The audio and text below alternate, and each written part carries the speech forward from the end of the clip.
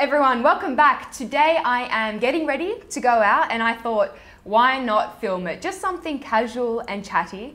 I don't know 100% what look I'm going to be doing, but I do know that I want to use the Too Faced Liquefied Long Wear Lipstick in Melted Violet. I will put some shots of the final look on the screen. You are seeing it before I am. Dun, dun, dun, dun. That was my best X-Files music impersonation, in case you didn't catch that.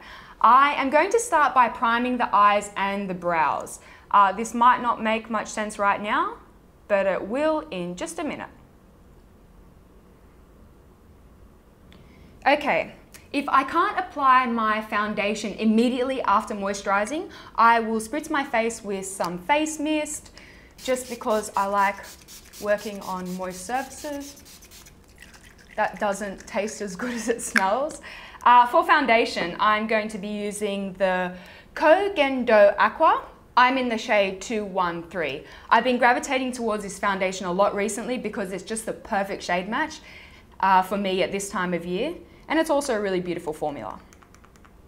I'm a big fan of fingers. When it comes to foundation, I think that you have a lot of control that way. And I tend to apply the product mainly in the center part of my face where I have some redness, and then I'll sort of feather it out towards the perimeter of my face. My philosophy, I think when it comes to foundation on myself, I try to apply as little as I can possibly get away with. That's just my preference on my skin. I don't think that there is any rules, and you apply your foundation however you like and as much as you like.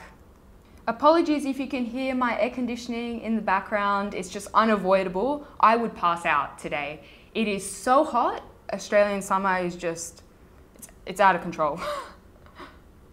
So for those of you following my under eye concealer smackdown, my new favorite concealer as of right now is the Clarins Instant Concealer.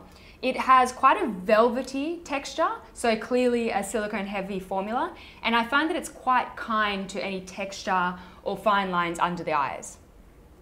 The only thing that I'm not 100% sure about is the shade range. I think that this might be a touch light, so maybe I'll give number 2 a try. So I find this one actually creases quite quickly if I don't set it, so I'm going to quickly set it with my Mercier Secret Brightening Powder, which is the best thing ever to set your under eye concealer. I think this actually might be one of my oldest makeup products, like one of the first pieces in my collection. I've been using it for years and years. To set the rest of my face, I'm using the Rouge Bunny Rouge Diaphanous, which I mentioned in my 2014 favorites. It makes me look poreless. I use it now every day, and I am not a powder person, so I think that says something. Okay. For the brows, I'm actually going to be using something different for once. Woo! This is the Armani Eye and Brow Maestro. I did a blog post review on these products and I'll link it somewhere on the screen. I think I must have been excessively critical in that blog post because many of the commenters got the impression that I really dislike them. I do like them, but I find that they have to be applied over an eye primer, whether you're using them on the eyes or the brows. So that's why I prime my brows today. I'm using the shade Wenge today, which is quite an ashy grey taupe. I like my brows to be ashy. There is quite a few shades, but do note that all shades have a little bit of shimmer. That's like a major pet peeve for me, but I know that not everyone feels strongly about shimmer in brow products, so make sure you swatch before you buy.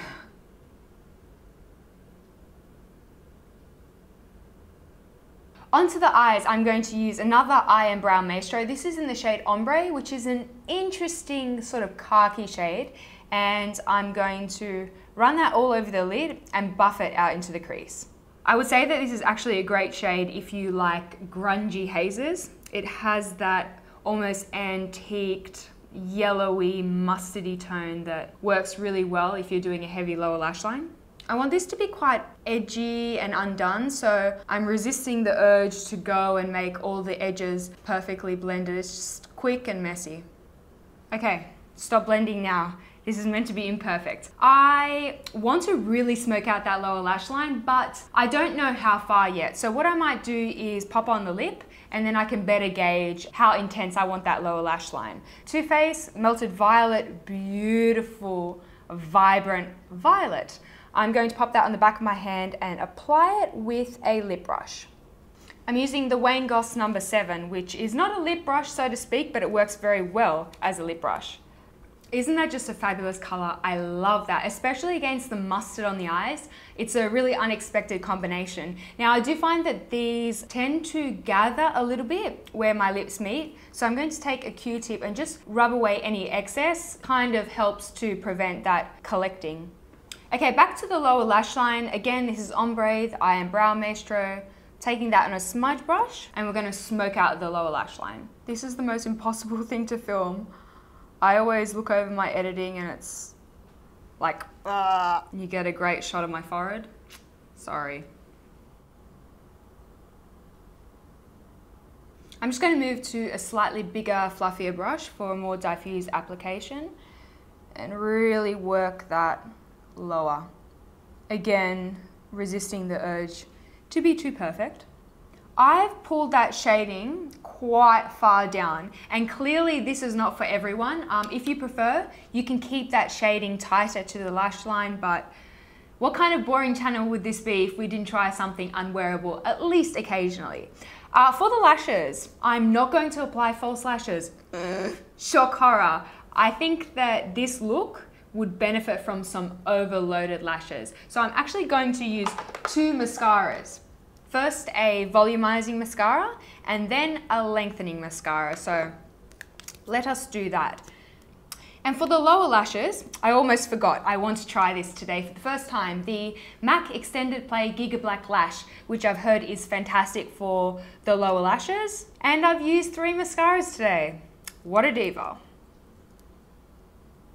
Ooh. Now those are some fat lashes. I am loving it with this look. I'm feeling as though the eye is a little bit boring though. I want to add something just a little bit more. So I think I will go with Unexpected. This is another great shade for grungy hazes. It's got that mustardy undertone. A bigger brush and push that around the edges just to get a little bit more of a mustardy warmth peeking through. And also on that lower lash line. Now you could easily stop here. I think that that eye is looking pretty good right now, but I have a craving. I want to put some purple around the tear duct. And I can hear you guys out there saying, no, don't do it. So I'm gonna do it. This is a Morphe palette. I purchased this online, they're quite inexpensive. I haven't tried them yet. It looks as though they have some beautiful purples, and I think I'm gonna take this one. It's a light lilac with a blue iridescence. I'm going to apply that with a damp brush. I think I've done well and truly enough on the eyes. Wow, that was a plot twist. I thought I was doing a neutral eye, apparently not. I am now going to apply some contour because I love a contour. I'm using Max Omega, and I'm just gonna do my cheekbones first. I mentioned in my last video that I was going to watch The Notebook, and I did with my mother. Adrian escaped it. Wow! My mother and I were like, ugh, both of us sobbing. Wow. I wouldn't even call that a chick flick. That was a tragedy. Oh my God. I'm still shaken. I've been thinking about doing a cream contour and highlight tutorial, or my take on cream contour and highlight. Would you guys be interested in that? It wouldn't be your typical Kim K sort of look, because I think I'm a little bit more minimal with base, but if you'd be interested, I would be more than willing to film that. I'm also going to take quite a bit of that contour on my jawline. There's something about this filming setup that gives me 10 chins. I'm editing my videos and I'm like, where are all these chins coming from? And I'm sick of it, so, ugh. I think that is quite enough cheekbone for one day. I'm also going to add a little bit of highlight. I purchased this at MAC recently. I'm not sure if it's limited edition, guys. I can't even keep up with that sort of thing. This is Lightscapade, and it looks sort of marbled in pan, but it gives a predominantly white highlight. I'm just gonna run that on the tops of the cheekbones. Maybe a little bit down the nose.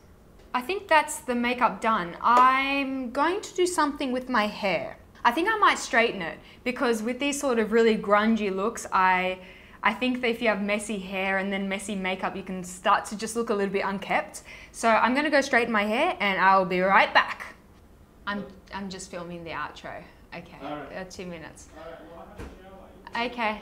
All right. Okay, so clearly I am late as per usual. That is it from me today. Perhaps this is not a look that you would wear day to day, or perhaps it is. But I hope that you enjoyed watching it and that you feel a little bit inspired. If you are on Instagram, come say hello. I am obsessed with Instagram. I'm active every single day and we can chat there. I hope you guys all have a wonderful day and I will speak to you all very soon. Bye-bye.